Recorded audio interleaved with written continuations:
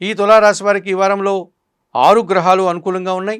ఎక్కువ శుభలితాలను లాభాలను అందుకుంటారు. లాభంలో కేతువు సంచరించడం వల్ల చాలా విషయాలు సునాయాసంగా మీరు మంచి ఫలితాలను అందుకుంటారు.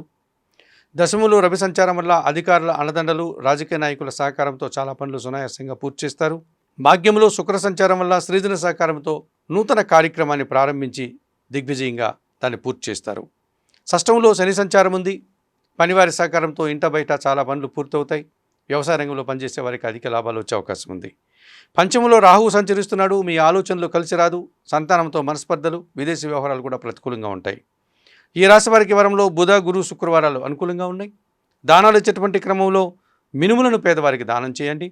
స్తోత్రపారాయణ విషయంలో శ్రీ సూక్తం కానీ, శ్రీదేవి ఖడ్గమాల స్తోత్రం కానీ నిత్యం చదువుకోండి.